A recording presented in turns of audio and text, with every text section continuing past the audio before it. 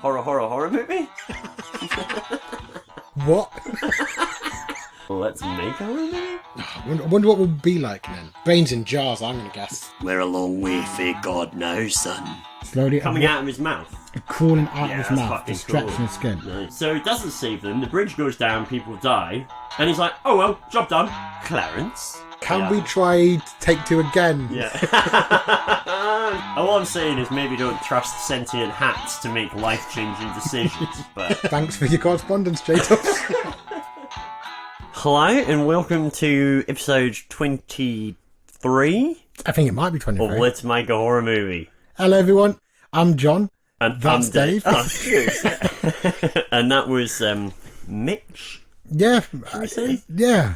Welcome, everybody. This is the fortnightly horror movie pitch creation podcast, full of whimsy, audience participation, irreverence, and morbidly glib kind of Yeah, I would stuff. say. So we cover horror in all its forms, and we have a few chuckles along the way. Well, we do, Yeah, at least. just to stress that. Can't guarantee it for everybody. Yeah, so, fuck. Still rusty on the intro. I'm really thrown by Mitch. Because I thought when you're going to say an Australian name, you're going to say an Australian name. Mitch is the icon. No? You don't I don't think it's Australian. You don't think Mitch? No. Oh, mate? I'm Mitch. I'll leave, I mean, you can say it in the accent. I'll leave down in Dingagalula Creek. Me and my wife, also called Mitch.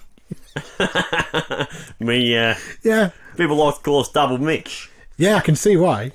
Anyway, well, look, sounds fine to me, but if No, but mate- what would you call him? I mean, Bruce just seemed a little Yeah, on the nose.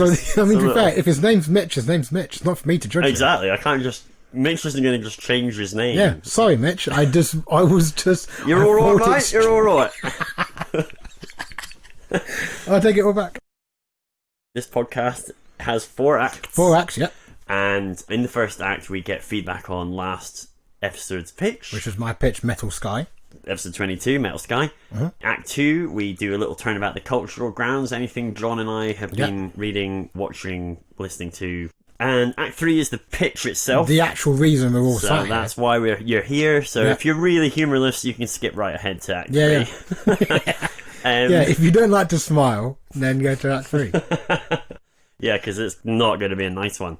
Yeah, and then Act 4 is the sort of pitch post-mortem, where John and I spend a couple of minutes having a quick chat about the pitch. Whatever thoughts finessing come it. up. Bit of a name search, title search. Yeah. And anything else that comes to mind. Any stuff we forgot to mention in the early bits sometimes comes up. And that's pretty much it, really. So welcome if you haven't been before, and if you have, strap in, do the things that you know you're supposed to do. Yeah, you know what they are. Pick that up, put this down, tie those together, and just relax, I guess. Yeah, get comfy. It's warm out there, so, take a layer off. It is warm depending on when and where you're listening to this. It's also very cold for the same to the same criteria. It's also quite mild out. Yeah, that's true. Yeah. Oh, isn't it tepid? That's the intro, isn't it? That's the script you've given me. I think I did it all right. Right, guys, welcome to Act 2. I believe this is the... No, I'm wrong. Mitch, mate, come on. It's been a long flight. I've come a long way. Yeah. I'm not even supposed to be travelling. Yeah. I don't believe I'm supposed to be here. Not even in quarantine, mate. No, but you are here for, on the grounds of, cultural importance. Welcome to X1. Hello. Fair income. If you go back to pre-COVID podcasts, you'll find that this is a lot slicker. Real snappy. Super Real. slick and snappy, and it's like it's sign-upable stuff. It's like I've heard these guys. I need to sign them. They're like the Beatles. Yeah. If anything, I've heard that it's a tad robotic. So that's the only thing I've heard, really. That we almost got so good it became almost, joyless. So anyway, if you want to hear what it should sound like, I guess go and listen to those. Yeah. Listen to those first bits and then join us later. But anyway, unlike last week's first return after Co. Yeah, this is our second return. Poco, so this is our second Poco episode. The first one, we didn't have any feedback because the 3-month gap. This time we do. Yeah. So we have an email from North of the wall, Mothman-educated Scottish correspondent JDubz. Hello, JDubz. Long time no listen. Because I hear what he says. Yeah, I get it. You're listening to his I can't say long feedback, time no see because I've never met him. Yeah, never seen him. I've never seen him. I don't really know. You could have met him, but just not known. Or That is met very somebody true. without seeing. That's chilling. That could be a pitch. Well, he's told me about all the times he's met you, you see. Really? Yeah, you All see. the different face. But he's very good at flying under the radar. Very incognito, I suppose. You make him sound like he's been there at every sort of important point of my life, giving me certain direction. He is a bit like that. Yeah. His email is entitled Poco Revisionist History. Okay. And he says, "Welcome back, 3DK and the Last Bear. Technically, I think the email should be titled Negationist History. You two wax lyrical about the current cultural happenings. Full support and solidarity on that one. But you are guilty of a crime of equal and higher standing. A whole shiny website and zero mention of the key correspondence. Shame. 0 JDubz, 0 Frank, Alex, wiped from history, 0 letters lovingly fitted to digital frames, shame. Sorry. That's true. I did go to some pains to say that the website is evolving. I'd have been nothing to do with the website, by the way, guys. If it had been me, I've still got the letter from John where he's like, you do not fucking put them on that fucking website. Don't bring it down. Really, it was full of well, vitriol. I was in a dark place. Look, JDubz, you're right. I was going to do something on the website for that, but I just hadn't got around to it yet because I'm, You've been busy. don't have a lot. It's not like I've got an intern. Yeah, you made a website. If anyone wants to intern at letsmakeahorrormovie.com, reevaluate all of your choices to this point. yeah, take a long, just go for a walk. Go for a walk. Go for a good hour outdoor walk. Talk to the people who care about you. And if you still want to do it, give us a call. Yeah, we would love to have you. So he says, regarding 9-year-olds, my daughter... Classic JDubz. My daughter said she will kick your... He says, my daughter said she will kick your man cunts in. I may be paraphrasing or making shit up. She's not currently a listener. Regarding the pitch, nice one to kick back off. Good work. Thank you very much. Go. I'll start with a minor nitpick. All right. I think John mentioned that the underground complex was near or beneath a large tree. I did. I see where he's going with this. Yeah, I think I know where you're One going. issue with that. Roots. Unless, of course, the tree is long dead, in which case, awesome, but a possible cliche. That's true. Yeah, it is. And true. also, not to jump on JDubz's nitpicking, but it did occur to me, like, if she single-handedly sunk all of these shipping containers, 3.5, 4 meters high? Yeah. Probably 3 to 3.5.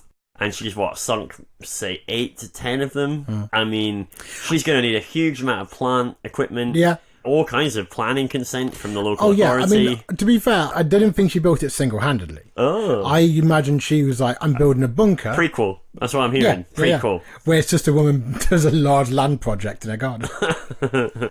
Well, what's she telling people? Oh, yeah, no, I'm just building a bunker. Yeah, what, with 10 shipping containers? Mate, in America, there's bunkers all over the place. Yeah, I know, but it's just, there's something very... I would bet you a large amount of money that you could get a bunker built in America very easily with very little questions. Yes, sure. And you could probably do the same here. You probably could. I don't know why I'm going to I don't know why you're pointing a finger. But nonetheless, that's expensive work as well. So she's got to have money. There's a lot of stuff going on. I think she had dead family members. Dead family. Well, that's what I thought. Yeah. When I read it. Maybe that's why she wanted to kidnap and raise the kids. Something to do with a dead family. All gets come together, mate. See, that's where I'm at. You're working at a higher level than most of us are capable of getting to. Yeah. I think that's the issue. One day I'll just be all light. Right, so the roots problem is That's a fair point. Very fair issue. I would say the only reason that it's under a tree is because the song in which it's based on, which I hope you've all listened to, because it is a genuinely brilliant song. It's not metal, but the end of the song has got the line... Not metal? Sorry.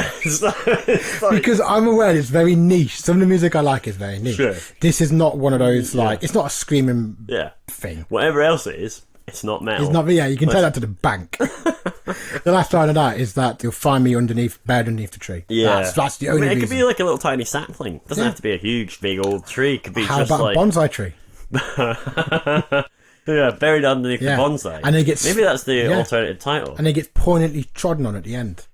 Okay, he says the presence of a significant volume of previous victims in shade form and their influence over the outcome of the story, i.e. their ability to attack a living being, leads me to conclude that there is an inevitable ghost critical mass coming. Yeah, that's fair. Eventually there will be enough failed child attempts to generate a sufficient population of ghosties to allow them to make even more of an influence on the living world and presumably exact their revenge. Yeah, definitely.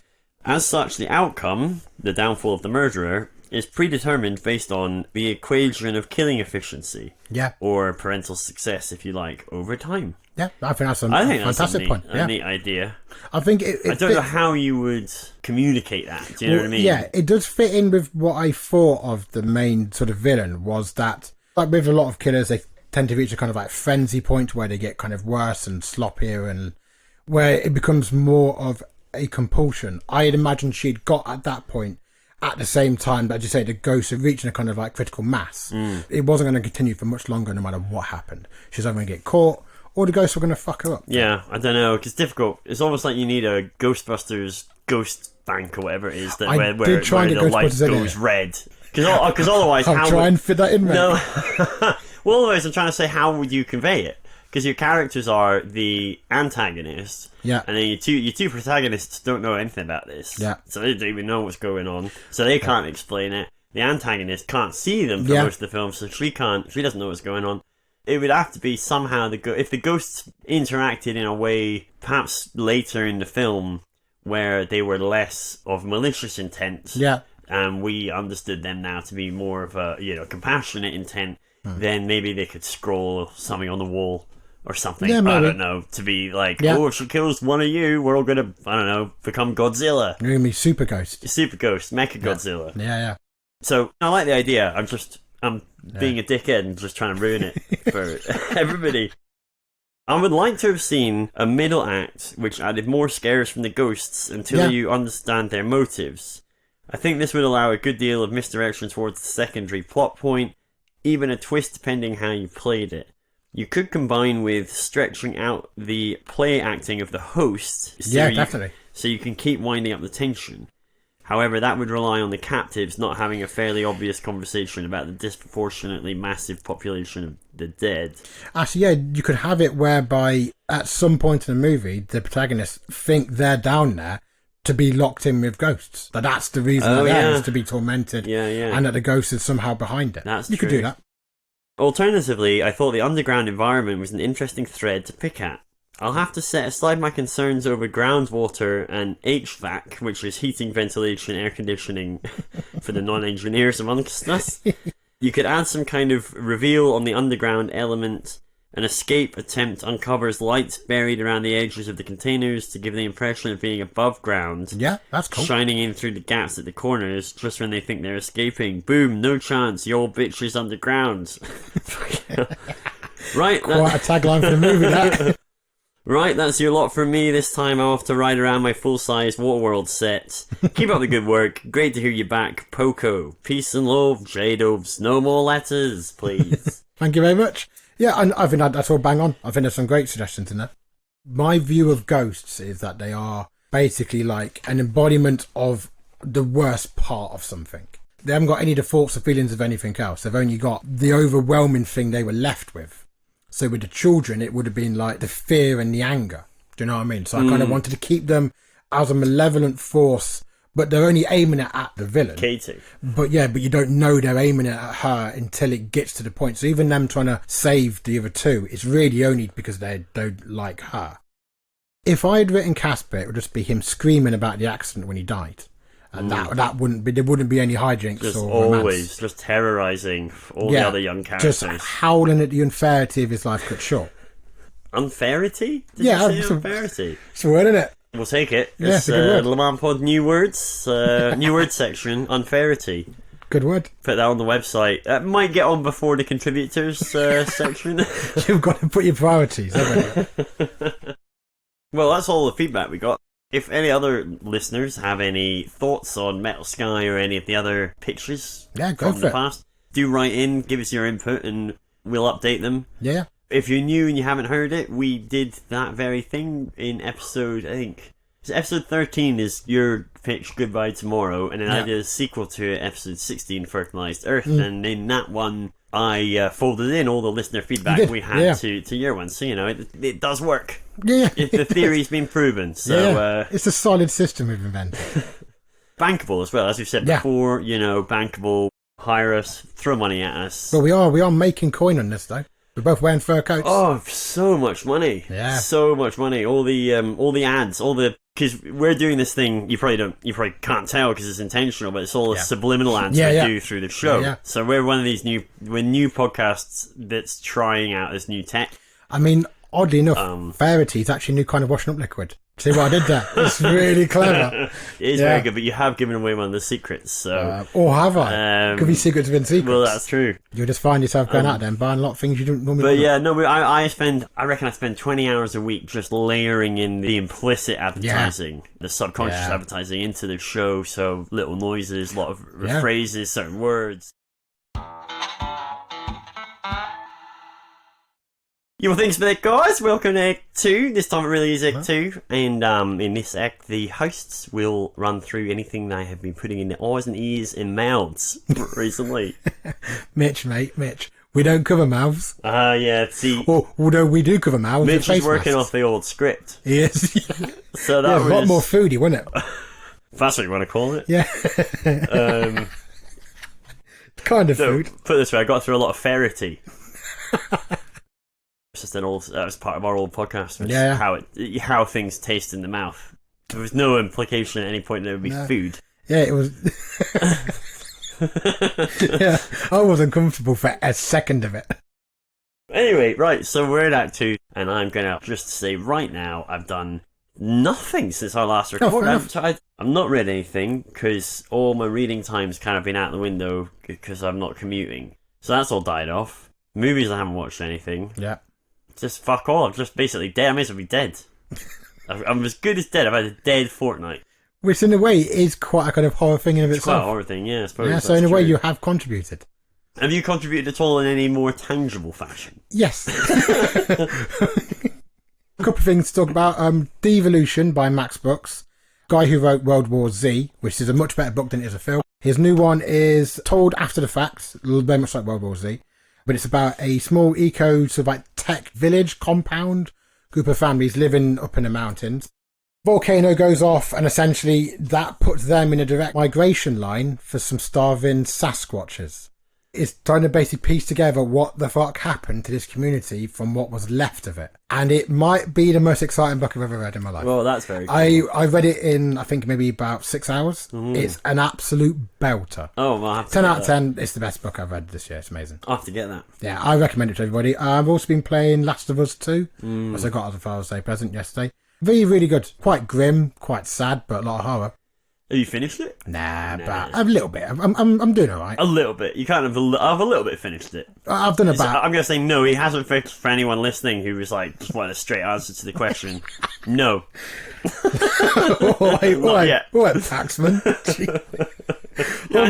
A little bit. I finished it a little bit. Hold my feet to the fire on it. I played some of it. I haven't finished it. I think I'm maybe almost to the halfway point. Maybe.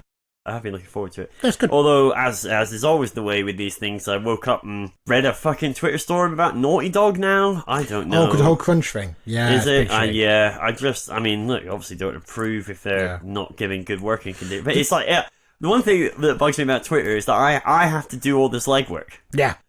It's like, if you're going to tweet about it, just for future reference, anyone on Twitter that's listening to this that shoots off the hip about shit left, right, and centre. Yeah.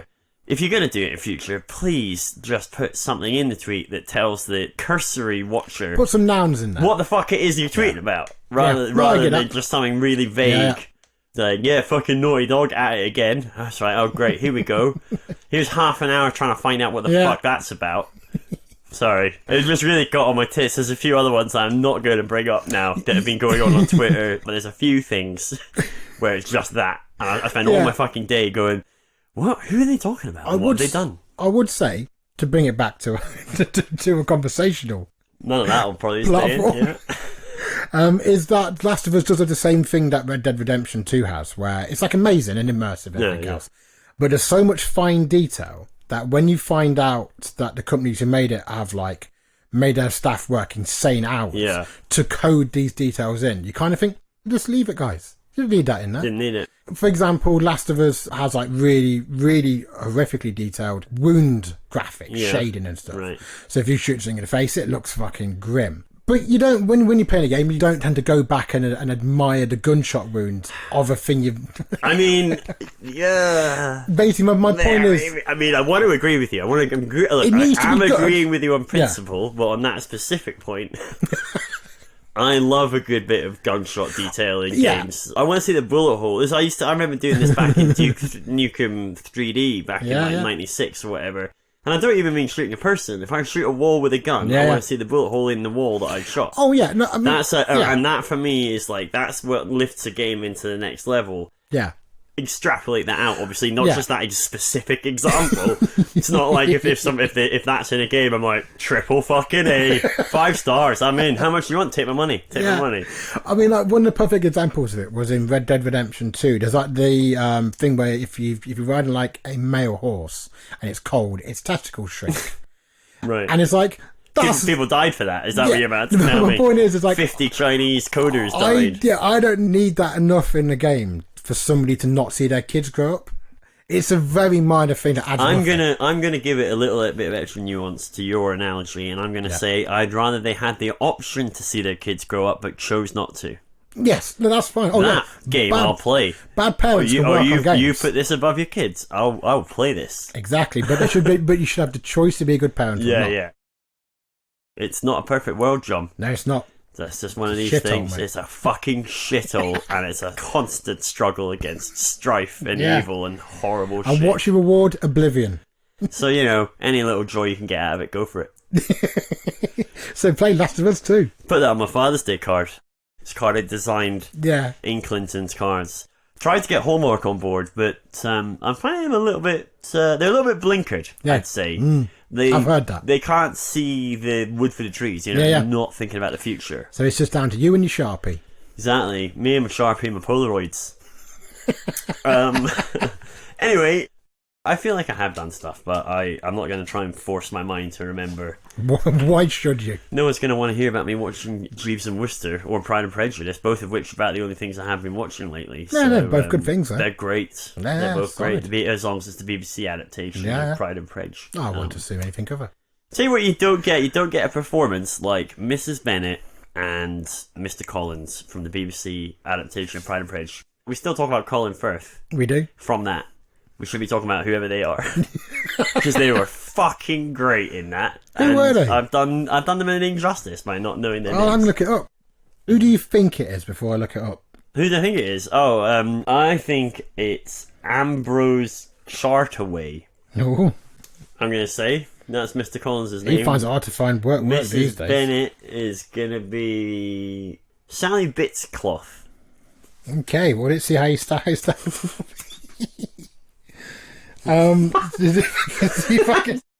See if you guys can hear me over the sound of a barrel being scraped, but it is David Bamber plays Mr. Collins. There you go. Mr. William Collins. Fucking excellent. And Mrs. Bennet. Oh, Mrs. Bennet's and Alison Steadman. You say that, like my mum will be like, you remember Rory? Rory McGorry. And I'll be like, no, I don't remember the McGorrys. And she'll be like, no, you do. They had that thing with the pig that time. Well, she is the best Mrs. Bennet you will find on the face of this planet. Oh, can I just mention one more bit of culture? Sure. If I may. Well. The movie... See what it is first. The movie Becky. Becky. Yeah, Becky, that's it, yes. With Kevin James. It's an alright movie. Kevin James is alright in it. Kevin, don't feel too bad about this, because if you listen to earlier podcasts, you'll find that an alright movie can mean 7 out of 10. It can, and this is a 7 out of 10. Maybe leave with the score and come up with a different term than alright or average for sevens. This film's an alright movie. Right. There's no bad component in it. Yeah. But the lead performance, which I recommend everybody watch for this reason alone, is phenomenal. It's worth paying for to see that performance. It's amazing. Alright. Yeah, that's it. That's all I want to say. That's but I nice. thought, big ups, Becky, new film. Minimum 7 out of 10 for anyone looking for it to translate that. It's very fun. If you're talking fun factor, you got your 8 or your 9s in there. So it's a really fun movie. It's confusing. I'm confused. Yeah. But it It's sounds good. Violent as fuck. Well, that's definitely up my alley. Yeah, but real good. Hello, it's me again. You're joining us now for Act 3. This is the meat and potatoes, as the guys like to say, of the podcast. This is the horror picture itself. Thanks, Mitch. Do you know what? I think out of all of our act introductions, that was one of the most sort of professional. He was. He knows his way around a mic. Yeah, Old Mitch. and that old script, I guess, was still alright for Act 3. No, he smashed it. Went a bit off-piste with the earlier stuff, but hey. He was finding his feet as an artist. He's Australian. They're all upside down.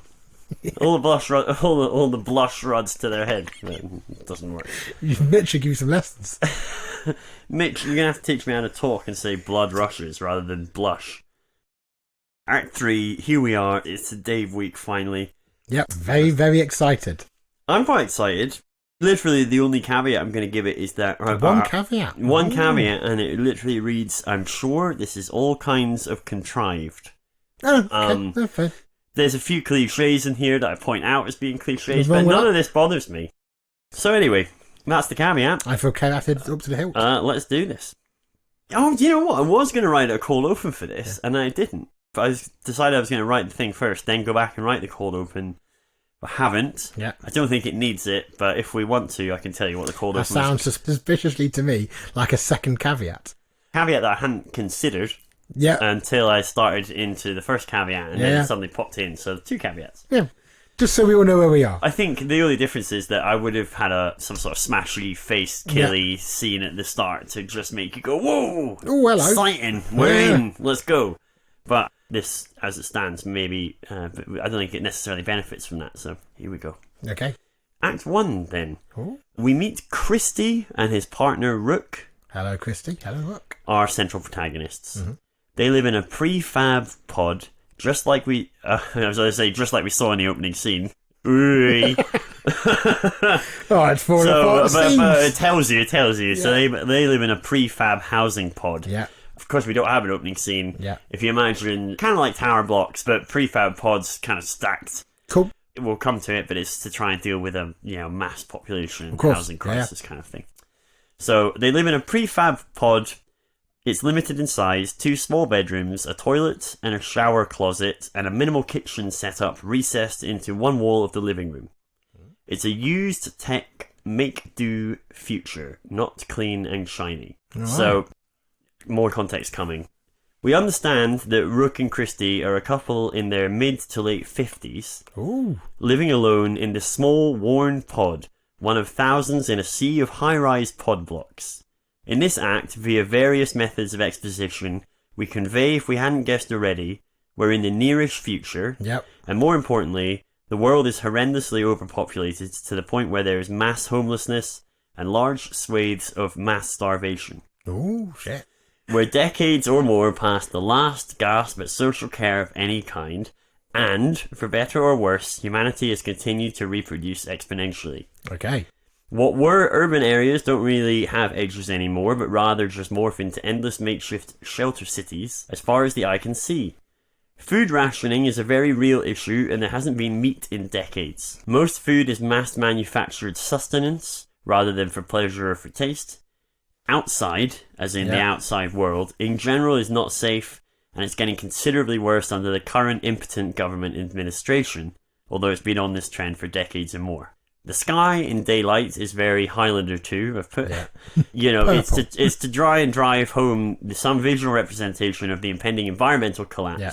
So by Highlander 2, you can do whatever, maybe it's always just grey and bleak. Yeah. Maybe never, regardless of the weather, there's never any sunlight. The world's a shithole. Yeah, so it's just a visual representation, but I used the Highlander 2 as a sort of shorthand. I don't know, we all do. Is this our first 50-plus protagonist? Yeah, so that's very, very intentionally... We can talk about it more at the end, but that was specifically what I wanted to do. Yeah, nice. Whenever there's an old person, older, because you're mid-50s, late 50s, you're not that old, but... Yeah, still part of the world.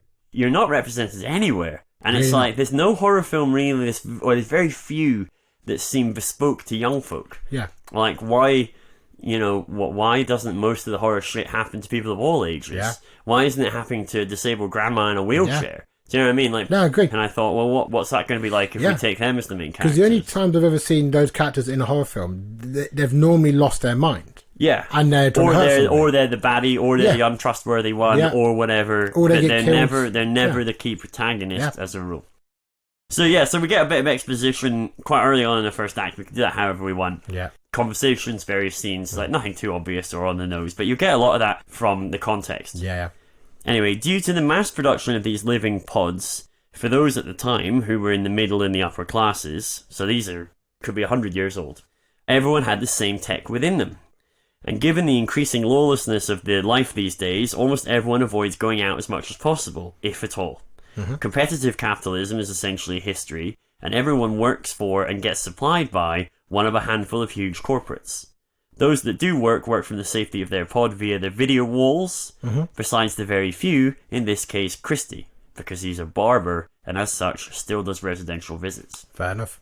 Because I just felt like barber is probably one of the things that... It's one of the last things that technology is going to be able to figure out, how to get like a perfect do that you want from some sort of gadget. Yeah, no, completely. You know? So that's why he's a barber. Also, they get to carry things like scissors, which a good horror movie fare. Yeah, so we'll check off scissors now. So anyway, early in the act then, we follow Christie as he leaves for an in-pod visit and he prepares for his trip. There's an old, tired argument that surfaces between Rook and Christie regarding what he should take with him to look after himself. She's pushing an array of weaponry and he's eschewing it for a simple pistol. Christie's journey gives us some context to the outside. He leaves under cover of darkness. We see pockets of light and fires burning all around in the night. Voices, wailing, etc. as he passes through various groups of disheveled people huddling around fires, sheltering under debris and whatever they can find. We hear calls for food and unidentified screaming. He himself is pretty much dressed in rags in order to try and pass unnoticed through the throngs of people. Of course. So this is that mass homelessness that is such a mass of people. They're just everywhere. Yeah. People are just everywhere, wherever they can find anywhere to get some shelter, to space to themselves. So desperation drips off every wall. Yeah, so you can just imagine what that would look like. Conjure it, if you will, in your mind. So anyway, Christie comes across someone being attacked in a crumbling side street. And we get a scene here that I imagine as being quite visceral and grotesque. Christie accidentally interrupts a team of two men hacking at the limbs of a third man. Oof. These types are known as butchers. This is the black market meat trade in fresh human meat. However explicit you want to make the scene visually, Christie gets some shots off in self-defense as we reveal the true horror of what's been going on. A torso with a head and only one arm still remaining attached, still alive, saved by Christie, but only as long as his final few breaths hold out. Yeah. Christie has the option of killing at least one of the butchers, but doesn't, as we get the impression he has some sort of compassion for the desperation of truly hungry people. Yeah. Though we also see evidence that the victim may not have initially been alone. Christie got here late in proceedings, and whoever was with this man is now likely a very expensive series of dinners for other people. Oof. You could have, if you wanted to go super dark, you could have dropped kids' belongings. Yeah. Ooh. Or you could have the guy being like, "Where's my baby?" or whatever to Christie. I mean, you could go all kinds of fucked up on that. And it's just like a kind of like a bag of bagged and tagged bleeding parcels. Oh, and it's just minging. Yeah, just minging. So again, like human life at this point is almost so cheap because there's no animals anymore to eat. And guys, we're just meat at the end of the day. Yeah, probably tastes quite a lot like chicken. So we get some scenes then with Christie in someone else's pod with a client. Yeah. On their video wall, there's a news item playing in one of the many windows about a politician that's supporting a great rehousing and agricultural project. A new approach to the dying climate and its starving people. He's proposing one last shot amongst the deafening clamour from the other commentators and hosts who are shouting him down. This, we discover, is actually a relative of Rook, Christie's partner. So the politician is putting this forward. We get a few further scenes of Christie visiting his clients, interspersed with more chilling outdoor experiences, and this all gives us further contextualization of the situation going on nationally, as well as we get tastes of the individual fears and anger and resentment of the different people he's visiting. Of course, We're getting good snapshots and contextualization. An incidental thing we learn is that Christie and Rook had kids, though they are long gone and off into the world. Children have to be on the pod list from birth and leave for that pod the moment one comes available for them. Otherwise, it goes on to the Great List, which is essentially an endless list of names of people who need shelter. Shit. So this means they move out whenever, in this case, aged 12 and 13 respectively. Wow. And they've they've only ever seen them via screen since then, and that's many years ago now. This context, however, gives us a little more understanding of the psyche of the current generation, raised to adulthood by the video walls in their pods, confined to the sweeping morality of the life forum, quote-unquote, platform, and its fickle mass opinion, and also being destined to work a screen-based grind in their pod until their usefulness eventually runs out. So that's kind of what the generation have got on their Nothing plate. to look forward to. Pretty much. One of Christie's visits, it turns out, is to a particularly grim-looking pod. Surrounded by muscle hanging around outside the entrance, we get to see a glimpse of Christie stepping into something unpleasant before cutting back to Rook. Having introduced Rook at the outset, we now find her in the pod alone whilst Christie is out, and we get a scene that sets an eerie tone. It's a fairly confined space, and as a single-story prefab, portions of the roof can be accessed from the outdoors. So what we initially get is an alarmingly loud smashing sound from nearby, next door we think, and a series of screams and pleading alongside rougher voices and melee sounds. We're experiencing this all from Rook's point of view in the pod living room. Yeah, very tense. Yeah, so she's variously frozen to the spot and then also trying to ignore it and go about her business, and it's kind of flitting between those two vibes. And I've written, if played right, this scene could be quite nasty, really entirely implicitly, and would escalate in tension. And I was thinking you drop in periodic silences where you think maybe that's it finished and so on before. And the walls would like shake a bit because it's all like plastic. And then it culminates with them starting to bang on Rook's pod, the pod that she's in, and then the roof. Shit. And then we cut back to Christie. The act begins to culminate with us back with Christie in this nasty pod we left him entering. We discover that not only is it a grim gang, I'm just using gang for, want of a better term, hideout, but it's several pods knocked together.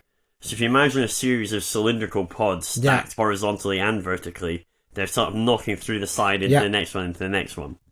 So it's several pods knocked together, and not only that, but it's in the process of being continually knocked through as Christie is trying to stay calm and cut the main nutter's hair. Shit. So we get a grim scene here.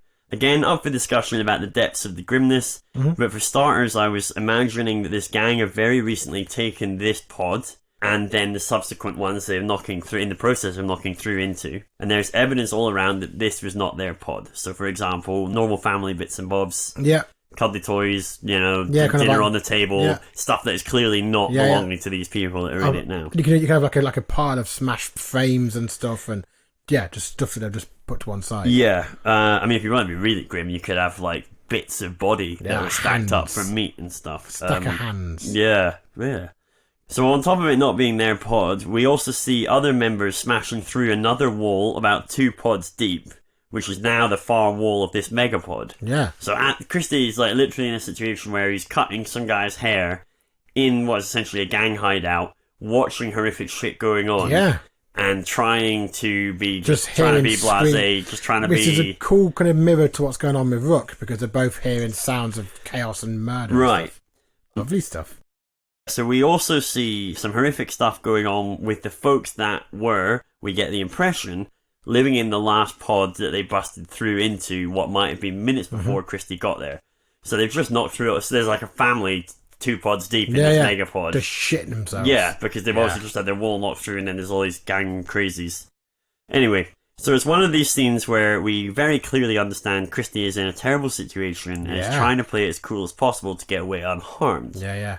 People in this immediate pod are on the Life forum and watching videos of virtual crowds that do represent real people, cheering on speakers, shouting crazy rhetoric about how drastic action needs to be taken. The old and the useless need to be removed from their pods, killed if needs be. They're trying to legitimize this idea by calling it envirocide. Shit, that's and cool. Suggesting that a cull is essentially needed for the benefit of what's left of the living world. We've had some of this before on Christie's earlier calls, so like video, they've all got video walls and they've all got shit playing, so we've got some of that passively. But this time it's really rammed home. The crowd on the viewer and the gang in the room are all erupting at this stuff. They absolutely eating up. They love it. They start throwing insults at Christie because he's about 20, 30 years older than they are. Yeah. And the act ends with Christie getting away and eventually back to Rook. The outside of the pod has been visibly attacked and next door's pod is broken open. There's debris everywhere and a headless corpse of what we assume was one of the neighbours that lived there. From the body, we pan up to see a handful of butchers coming along the outdoor walkway towards Christie. Christie backs away towards his front door, flashing the hilt of his pistol in their direction as he does so. An odd-patterned knock reveals an armed Rook in the doorway and an escape from the oncoming butchery. So that's the first act. Oh, lovely stuff. Light a cigarette. Yeah, very cool. Oh, yeah. Sweet lady nicotine. Never part of your subliminal ad. Yeah. Don't know if you guys caught that.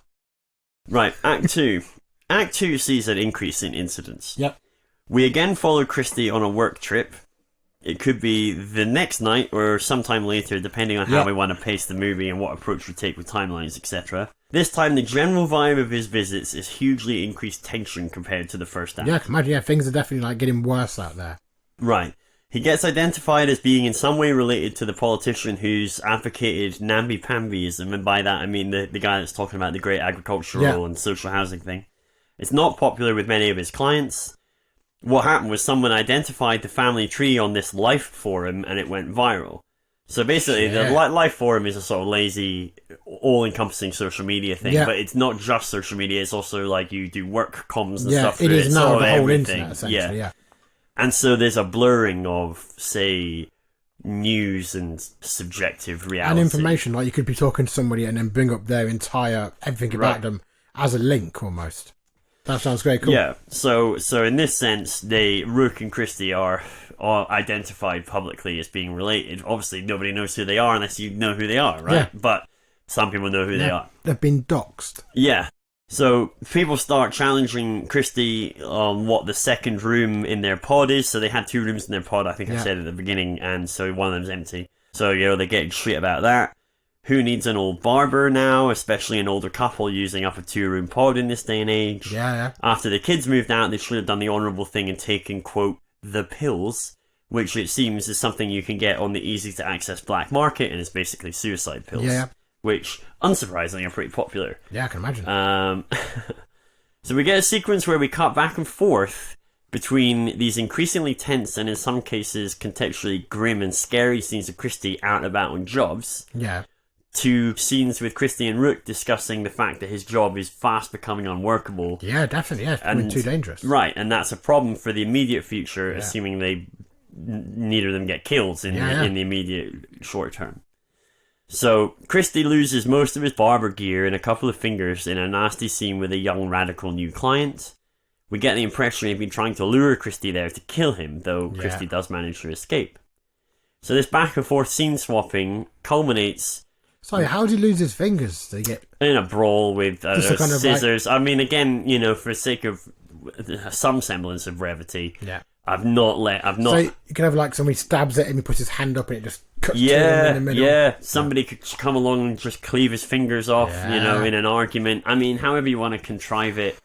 However fingers get lost in the... I mean, I feel like I can only do a few of the horror-y bits. Yeah. And then for the rest, I just have to say, there's a horror-y bit here, but however that comes out in the wash. He basically goes out alright, comes back 2 fingers shy. Yeah, so you're cutting between a conversation with him and Rook, which is ostensibly a sort of calm, rational conversation, to him out on his jobs, which is frenetic and worrying and exciting and scary and violent. And he's basically proving Rook right. Yeah. That she's saying it's too risky now. He's like, I need to earn. All of a sudden, 2 fingers are down the drain. Exactly. Or in someone's pot. 2 fingers from a pot.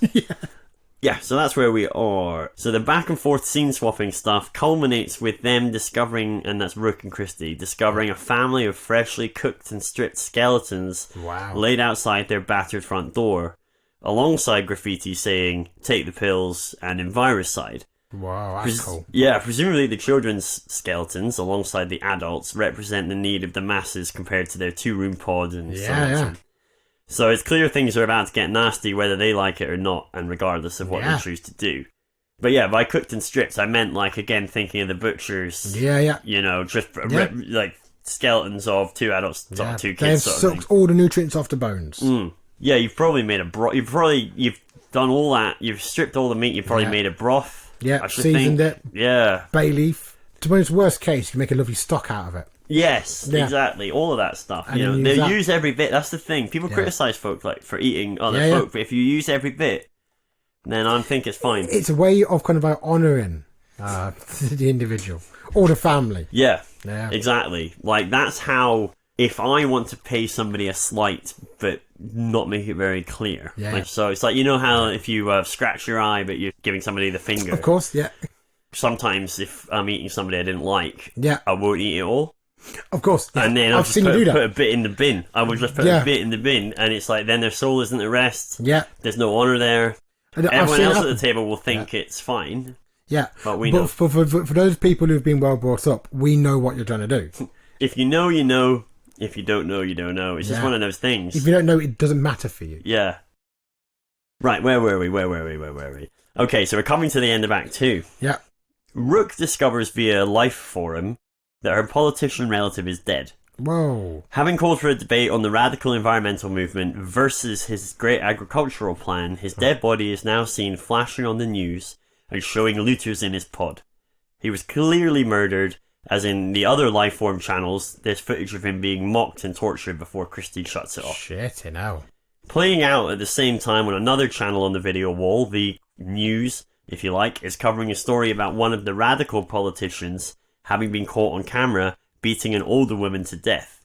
Bloody hell. This, we understand, has, for whatever reason you contrive, this, we understand, has already led to mass outbreaks of violence and lawlessness by the time they're even watching this, and the politician in question has already used the term enviricide to try and rationalise and defend his actions.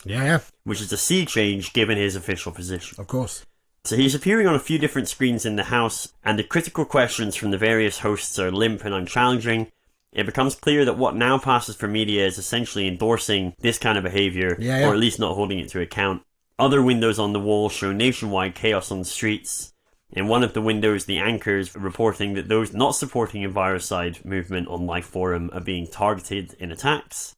Shit. And the rhetoric has become a with us or against us polarization.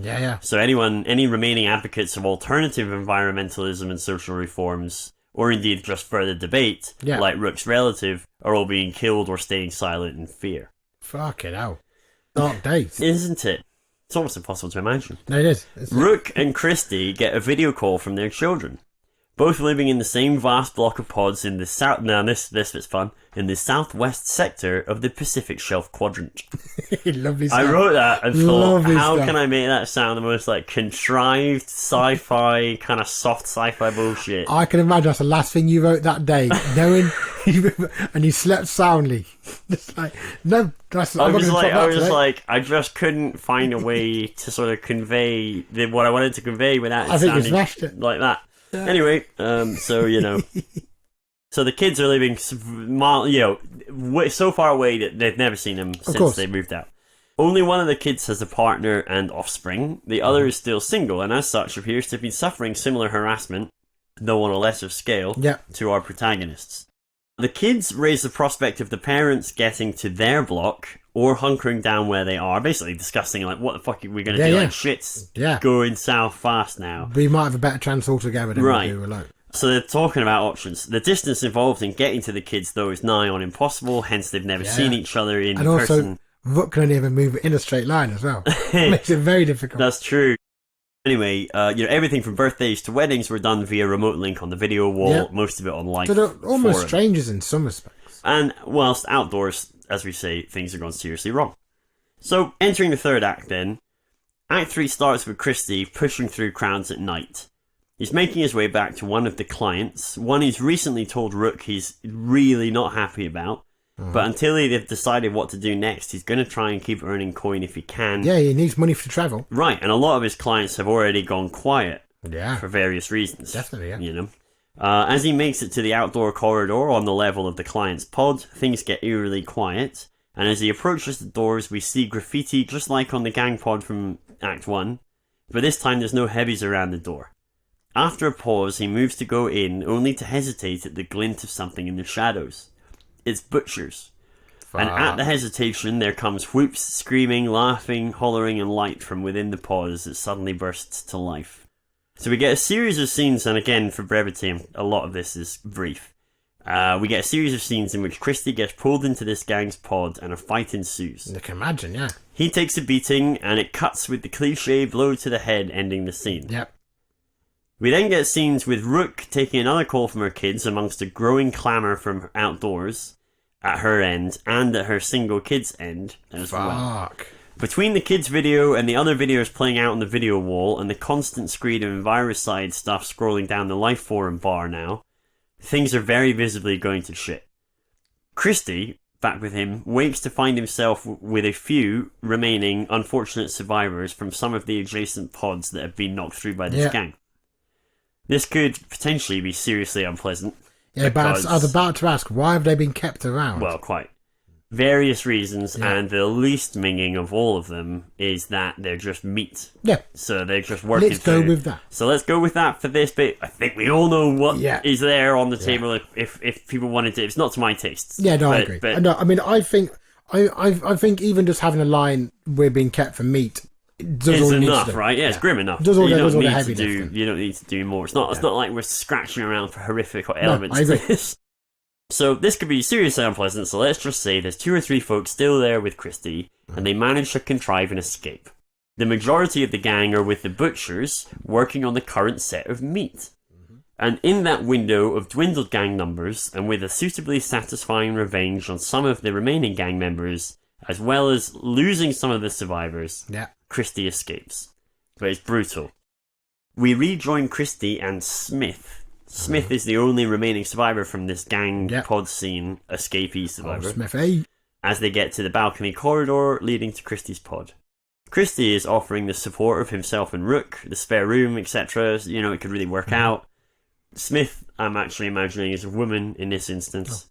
And as Smith... Smithy.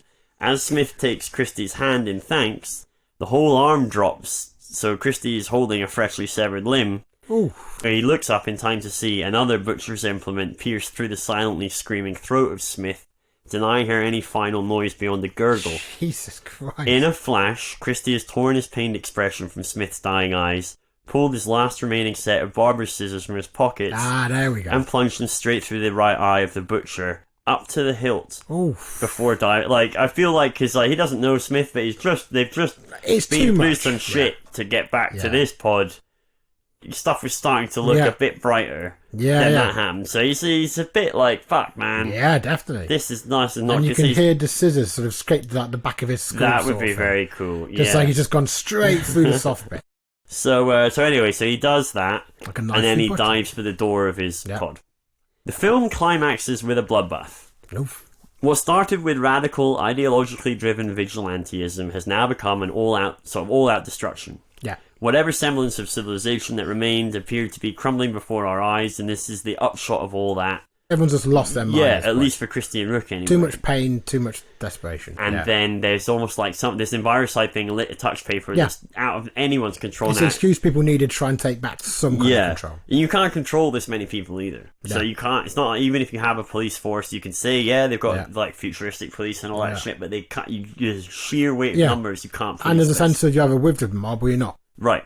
It climaxes with a bloodbath, whatever symbols. Anyway, the climax is so bloody that it pushes the film towards the satirical, but in a cathartic sense, hopefully. Up for discussion, but here's the broad strokes as I see them. So, these 2 older protagonists, this is after Christie's basically dived to the door, got in after he's lost this Smith person. So the 2 older protagonists seamlessly and wordlessly move around the pod, pulling weapons together, kicking furniture out of the way, placing strategic reloads and melee weaponry around the place. Yeah. All the while, a crescendo of thudding boot stomps is followed by direct attacks on the front of the pod. The second the door blows in, the bloodbath begins. I like this. Coming through the door are all kinds of weird and wonderful attackers. Gang members like those we've already seen, others dressed in Enviricide garb, crazed, gaunt attackers dressed in rags, carrying blades, etc., etc., whatever. Butchers, you got everyone. Everyone's Butchers, exactly. The numbers are against them, but the busted doorway is a choke point for the attackers. Yeah. After minutes of bloody violence, the attackers out of shot have to start dragging corpses out of the doorway as they're piling high enough to block it, brought down low by Christie's fairly endless futuristic shotgun. Nice. So, Rook takes up the side angle. For anyone that makes it through in between the shotgun blasts, she's armed with something sort of approaching a samurai sword, but with blades at either end of a central handle. Coming from the perpendicular. Classic Rook. Yeah. Let's say that was intentional. That's so neat and tidied up. Oh my god, what a happy accident. Gonna say a quick thing. Any ideas on soundtrack for this? Oh, I had more of a visual soundtrack. I was very much imagining The Night Comes for Us. Okay, yeah. So Rook takes up the side angle for anyone that makes it through between the shotguns. She's got this kind of fucking sweet Darth Maul kind of samurai sword. She's making equally bloody work of those that do get through, but it is a grueling war of attrition, not a cakewalk.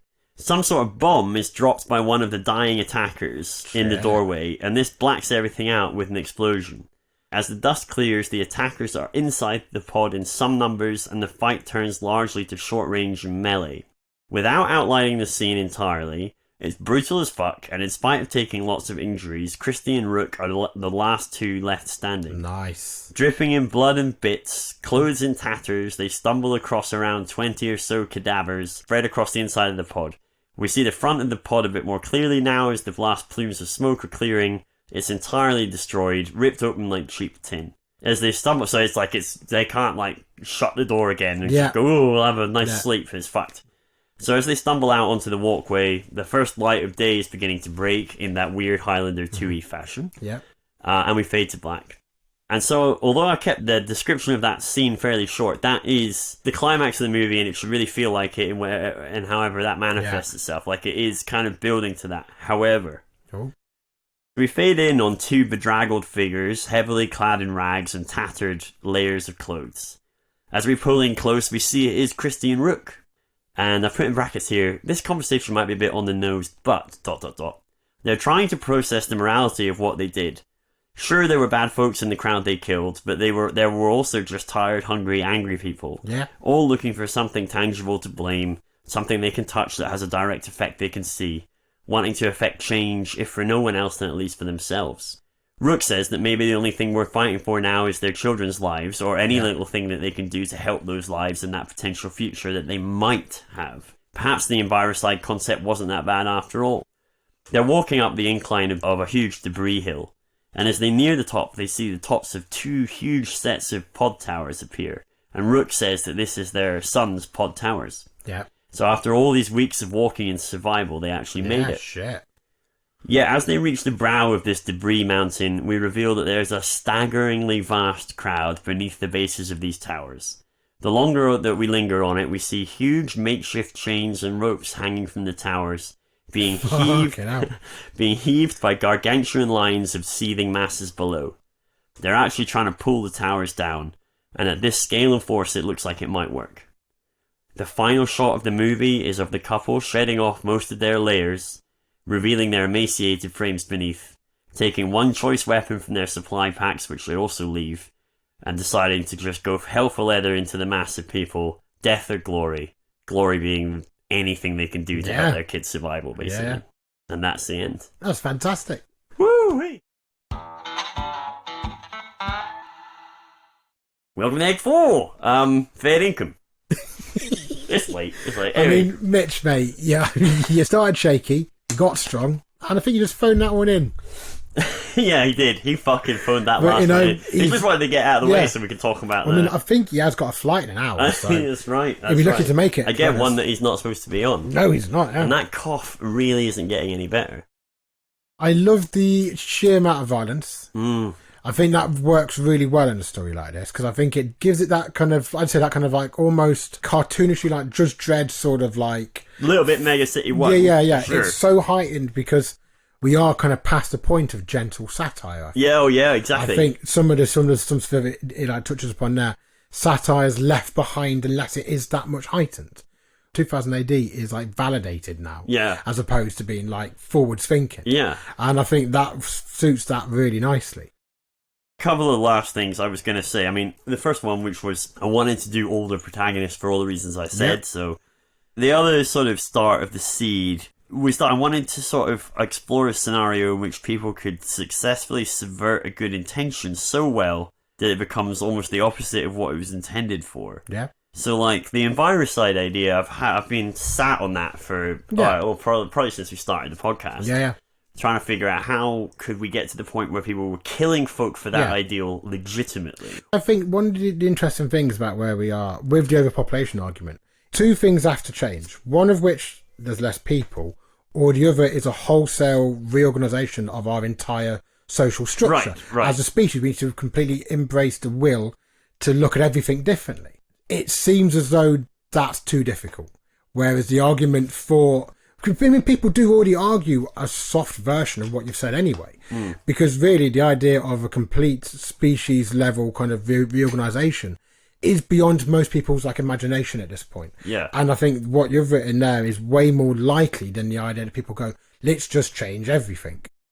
I mean, another thing I wanted to try and explore was, we always talk about off podcast, which is the sort of degradation of discourse publicly. Talk about it just a few minutes before because of social media. Yeah. And so what I wanted to explore, especially in this, was if we took that to its nth degree, because what social media removes is the decency that people would afford each other in a conversation, the time and the extra nuance that you would afford somebody face to face, you don't afford anybody ever online. Yeah. And thus, discourse right now is in a terrible fucking shitty state. And so this, what I wanted to do is go, okay, well, let's say discourse stays at this terrible shitty level. Yeah. What does that look like in the future? And then this is a whole other thing you can make a whole other movie about, but people didn't want to speak up against this envirocide idea because they would be seen to be anti-environmentally friendly. Yeah. Right? And so you've got a situation where something requires more debate and requires more discussion, but because one party or one side has managed to make the rhetoric so simplistic, you're either for the environment or you're not. If you disagree with this, you're not for it. And so that is the problem. That's the nub of the thing I really find distasteful about social media. And the politician using, I mean, again, it was one line that I just glossed over and carried on, but the politician using the term envirocide to try and get himself out. So it's a classic thing of a politician going, I've done something wrong, but rather than taking responsibility for that, I'm going to do this lazy thing and use this but the consequence of that is fucking huge. And we see it with Trump all the time. Instead of just taking responsibility for something or saying that was wrong or I was wrong. Yeah, he changes everything that wrong is no longer wrong. The whole discussion, the sort of boundaries of reality get moved because he moves them. Those of us with a brain go, you fucking idiot, you can't do that. But half the other people who can't think critically go, that's the reality. So now we have a new reality we have to deal with because of some fucking idiot. And so that's the envirocide guy. And I quite like that. That's about 200 years, let's say, of that movement. So names. Yeah. Well, obviously, one obvious one is envirocide. Yep. That's a pretty strong one. Where do you start? Well, starting point, and I do not. This is a shit. Highlander 4. It probably is Highlander 4. It'll bring in people. Not many, but it'll bring in some. It's a reboot. Yeah. And Rook, in fact, has the swords. Maybe is it a backdoor restart? Christopher Lambert's still alive. Christopher Lambert could be fucking Christie. Oh my god! I've made Highlander 4. This is amazing. This is amazing. So is it just Highlander 4? Listeners, if you know Christopher Lambert, Stephen, one of you has to. Mr. King, I know you're always listening. I don't know if you know Christopher Lambert or Sean Pertwee. Right? who do we know? Dexter Fletcher. Look, we've got Fletch, we've got King, we've got Pertwee. On that sort of triangulation graph, in the middle's Lambert. It's just a matter of time now. Untouchable. So, assuming might be Highlander 4. This would not be the name because it sounds like a Michael Crichton novel. It's not a bad thing, just saying. No. But critical mass, which is terrible, but is there not something we can do with that? Yeah, I know. I like where you're going with it. You think the mass population stuff, that's where I was something there, but not that, because that's terrible and boring. You could go down the Barber route and call it there's the Barber of Seville. Yeah. So you could do a play on that. And The pod barber. well, maybe not the pod barber. Alright, fair That enough. sounds a bit weird. You're thinking of our other podcast course. where we interview barbers. Fascinating, really. Oh, really good. A lot of stories. I mean, you think taxi drivers have got stories. Yeah. Barbers. Compared to barbers, got nothing. Barbers are shit all over them. We get a lot of emotions in those episodes. It's a roller coaster. And they all study phrenology. They do. Yeah, big Well, that's believer. how they get into it. It's We just only, a cover, yeah. isn't it? There's no such thing as a barber. They're all people They're all who- phrenologists secretly scoring Yeah. you and sending your score off to the government. Yeah. So, sorry, critical mass. I mean, you could call it Mass Effect, but we may have some litigation issues. Yeah. The critical barber. See, Barber of Paradise. Yeah. I mean, you could have the pod blocks for all we know were called Paradise. You Yeah. may even see it crumbling in... Paradise Hills. Or something. yeah, exactly. See what I mean? The old barber. Because it... the old barber and his wife. Yeah. The wrinkly stylist. The barber... The butcher... no, The barbers butcher, and the butchers. Barber and the butchers. I don't That's know not what. bad. I liked that. I'm going to step back now because I really like that. It's making me wobble on the virus side, I'll give you that. For I mean- sure. I mean- It's 50-50 in my mind alongside it. So I'm it's pushing all my chips out. strong behind contender. Barber and the butchers. Yeah, the Barber and the Butchers. I think let's go with that. Right in, obviously. Shit, you know what I didn't say at the beginning was you can email us at letsmakeahorrormovie@gmail.com. Send all your feedback on any of Yeah. our episodes or whatever else, and Yeah, we'll the best place to do it, not the only place. yeah, that's true. Or to Twitter at LMAHMpod. They're the best places for feedback. Yeah. Anyway, so yeah, alright, if you've got a better title, tweet us or email us, or if you want to change the story in any way, do that too, through the same methods. Check out our new website. Oh yeah, and check out the website, letsmakeahorrormovie.com. Soon to have a section to placate listeners. No, I'm kidding, contributors. We'll get a contributors section. So, this is not the only social media pitch I've done.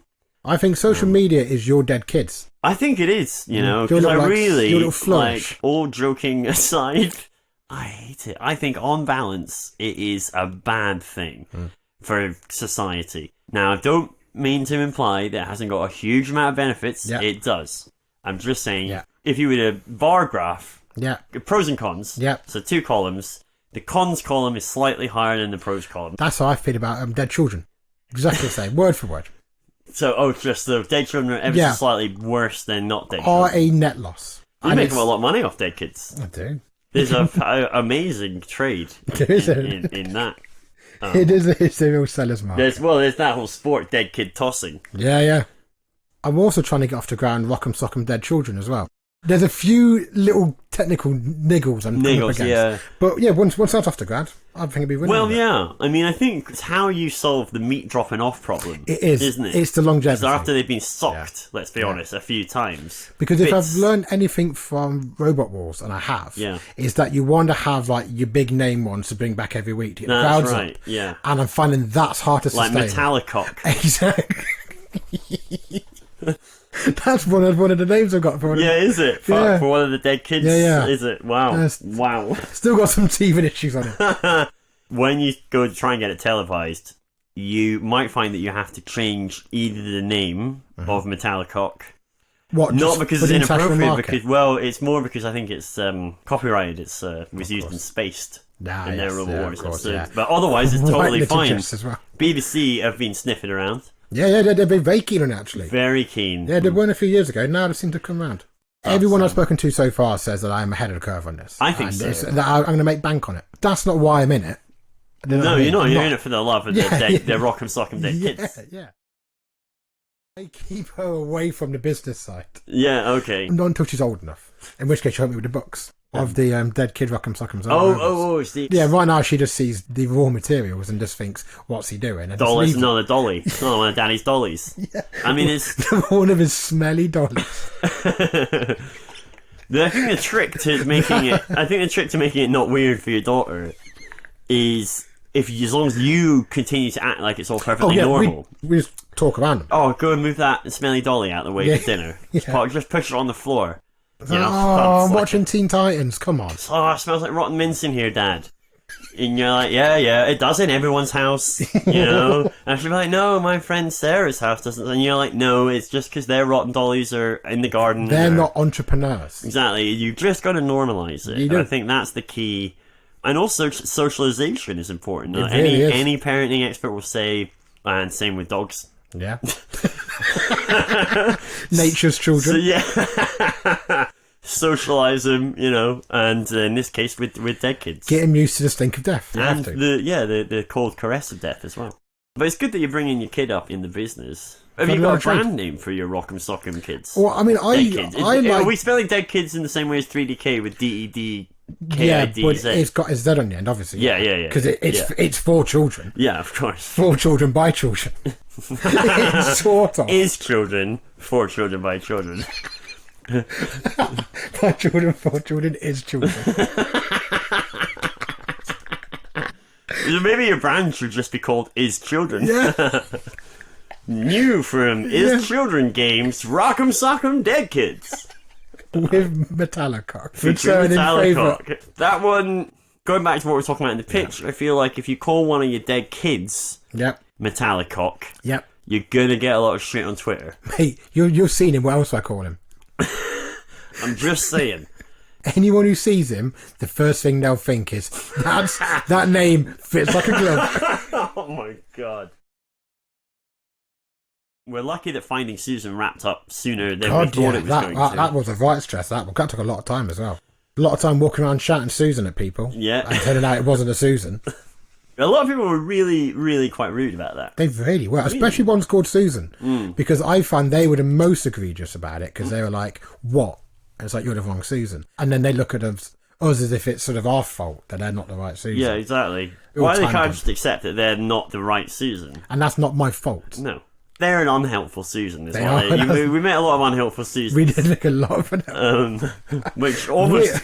I mean, there's a lot of stuff on tape, which at this point is probably enough to do a spin-off podcast. Yeah. I was thinking of calling Lazy Susan. Well, I was thinking unhelpful Susans is No, probably... no, I think if I had to vote on it... Again, write in, tweet us, let us know, would you go for unhelpful Susans or lazy Susans? Yeah. For the essentially... Because to be fair, they aren't really lazy, but it's a lovely pun. It is a good pun. But they aren't It is a good particularly pun, lazy. and often they do turn around, right? Because you're calling at them on the street, and so they spin on the spot And also, like a lazy Susan. and they are definitely not lazy. They're quite animated. Oh, they get animated after you say they're not the right Susan. Yeah. Yeah, fuck me. Energetic Susan. Well, this has clearly gone too long. Cool. I hope you all enjoyed our second Poco episode from Le Man Po. Yeah, thanks for joining us on our second returning episode to Podcast Land. Hope you all enjoy it. Yeah, don't forget to subscribe to Podcast Monthly. Isn't that the one where they print out all the podcasts of that month and you can buy them in a magazine form? Print out the It's brilliant. transcripts. It's really good. You can. You know how last episode we said the special on the website was eggs? Yeah. So, yeah, the special this week will be for the fortnight, is we're doing that book. Oh, nice. Yeah. Have we made Podcast Monthly? The 1,000 best podcasts.